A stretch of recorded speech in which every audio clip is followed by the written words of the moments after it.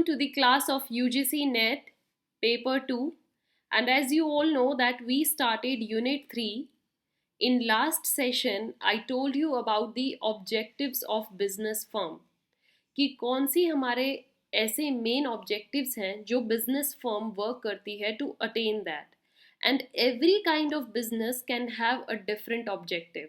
Might be for them priority is for profit, then another firm might be working for growth, other firm may be working for satisfaction objective.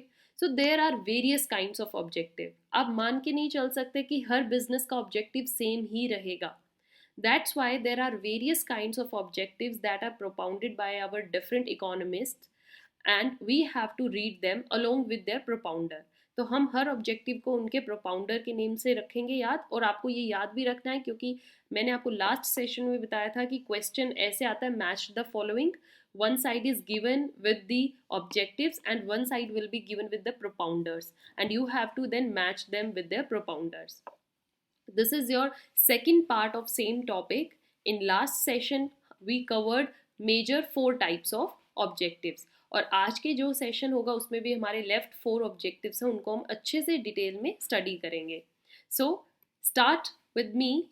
The very first objective जो है हमारा for today's of this session में, इसलिए मैंने ये बच्चे 5th से start किया because already 4 we have done. आप कंफ्यूज ना हो इस वजह से. The 5th objective is about sales maximization. एक ऑब्जेक्टिव फर्म का ये भी हो सकता है कि वो अपना मैक्सिमम आउटपुट को चाहती हैं कि वो जितना ज़्यादा सेल होगा उतनी ही ज़्यादा वो ग्रोथ करेंगे. So according to Baumol, the firm should produce that level of what output. एक फर्म को उस लेवल के आउटपुट को प्रोड्यूस करते रहना चाहिए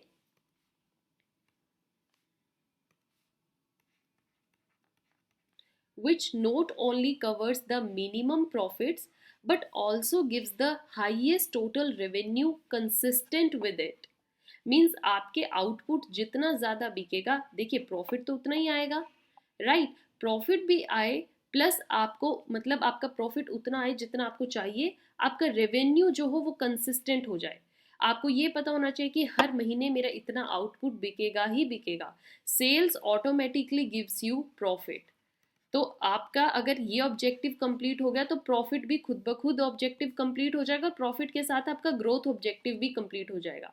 हर ऑब्जेक्टिव एक दूसरे से लिंक करता है, right student. So this is one of the major objective of any business. Moving to the next one, it's output maximization. Output maximization हमारा ऑब्जेक्टिव हमें क्या कहता है? सबसे पहले आपको ये देखना होगा कि ये ऑब्जेक्टिव किसने प्रोपाउंड किया है. Milton Cafolgis. Milton Cafolgis. So he suggests that a firm wants to maximize its output. Her firm अपने आउटपुट को मैक्सिमाइज करना चाहती है. देखिए दोनों में ही डिफरेंस क्या है. यहाँ पर है सेल्स इंक्रीज होगी तो आप आउटपुट आपको करना ही पड़ेगा, बट यहाँ पर आपका जो ऑब्जेक्टिव है वो कहाँ तक रह जाता है. जस्ट आप अपने आउटपुट को बढ़ाते जाइए, आउटपुट बढ़ाते जाएंगे, सेल्स होती जाएगी. दोनों इनडायरेक्टली सेम बात कह रहे हैं.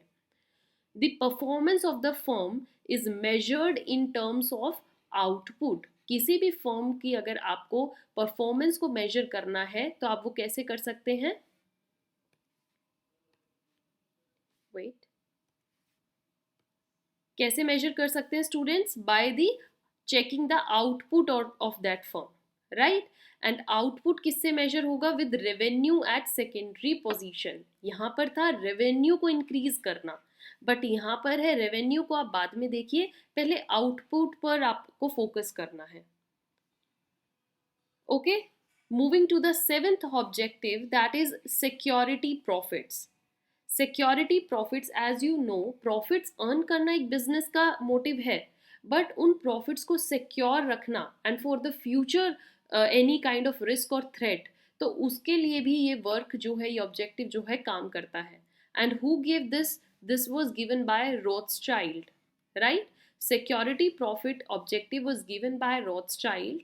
ही प्रोपाउंडेड दैट कि देखिए जो परफेक्ट कंपटीशन होता है, परफेक्ट कंपटीशन में what you work for profit, आप उसमें प्रॉफिट मैक्सिमाइजेशन पे काम करते हो। हर फर्म चाहती है कि परफेक्ट कंपटीशन में हमें एक एवरेज प्रॉफिट मिले ही मिले।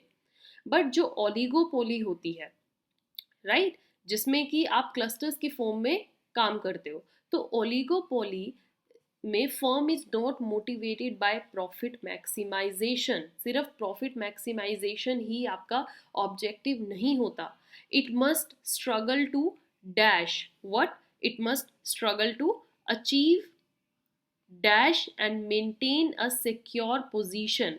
आपको ये भी करते रहना है कि आपको मैक्सिमम अपना प्रॉफिट अचीव करना है, plus you have to secure a position by the desire for security profits. Profits को सिक्योर रखना आपकी मेजर क्या होनी चाहिए, एस्पिरेशन, और आपका मेजर ध्यान उसी पर ही हो। Okay, the last objective is satisfaction maximization. That was satisfactory. This is satisfaction maximization. And who gave this? Skytowski. Okay, Skytowski. He favors the maximization of satisfaction as an entrepreneur. अगर आप एंट्रीप्रेन्योर हो और आप सबसे ज़्यादा सेटिस्फाई हो अपने हर step से, तो आपका वो ऑब्जेक्टिव जो है अटेन हो जाएगा। एंड एंट्रीप्रेन्योर क्या चाहता है, wants to keep his dash, keep his efforts and output below the level of maximum profits, right? He wants to dash the satisfaction, अपनी मैक्सिमाइज क्या करे, सेटिस्फैक्शन को मैक्सिमाइज करे। प्रॉफिट चाहे अर्न ना हो ये अलग चीज है, बट उसको वर्क किस लिए करते रहना चाहिए, to increase his satisfaction level. Satisfaction can be not only just for the increase in profits, it could be increase in status, increase in the level of output, increase in the level of security profits, increase in the level of growth of the firm. There can be various satisfactions for an entrepreneur, right students? So these four are the remaining objectives that we skipped in last session में हमने 4 किए और 4 आज के आपके इस session में हमने कंप्लीट करें। with this the topic of unit 3 objective of business firm is over. In next session we will go to the next topic, right? Till then your homework for today is, I'm giving you homework, तो आपको इसके साथ अपना next topic prepare रखना है ताकि आपको वो कंसेप्ट समझ में आए। All of you have done demand analysis, demand chapter सबने किया है क्लास 12th में, तो आपको डिमांड एनालिसिस करना है, यूटिलिटी एनालिसिस करना है। ये आपका होमवर्क रहेगा ताकि जो हम नेक्स्ट टॉपिक करने वाले हैं उसमें आप पहले ही प्रिपेयर होके आए कि मैम ने हमें क्या होमवर्क दिया था। डिमांड और यूटिलिटी के लिए मैं आपके क्वेश्चन भी पुट करूंगी and you have to answer them in comment section, right? So demand analysis and duty analysis is your homework. Stay tuned for the next session. Till then, keep consistent and keep following my principle, that is read, revise, repeat.